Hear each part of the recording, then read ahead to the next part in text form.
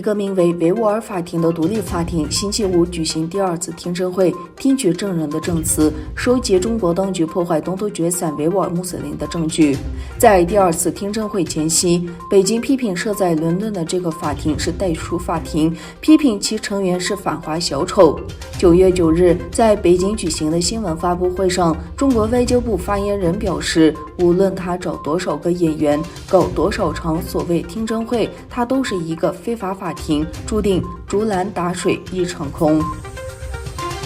阿塞拜疆、土耳其和巴基斯坦3国特种部队参加的3个兄弟2021国际演习在阿塞拜疆首都巴库开始。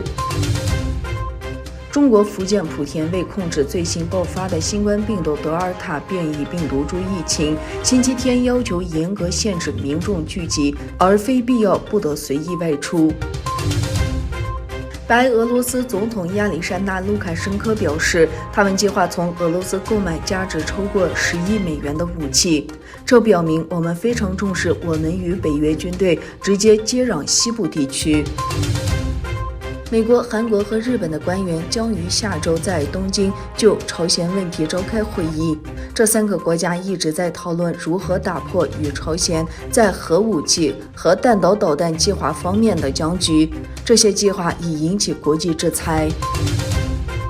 塔利班在美国纪念911恐怖袭击20周年之际，在阿富汗首都喀布尔的总统府升起了自己的旗景。当地时间上午11点，塔利班举行了一个简短的仪式，纪念塔利班政府的成立。土耳其执政党政法党副主席努曼库尔图尔牧师一行正在乌兹别克斯坦举行会谈，代表团将会见乌兹别克斯坦总统卡夫沙特米尔杰约耶夫。伊朗和伊拉克宣布取消互相签证。来德黑兰进行正式访问的伊拉克总理穆斯塔法·卡泽米受到伊朗总统伊布拉辛·莱西的接见。会后，双方举行了联合新闻发布会。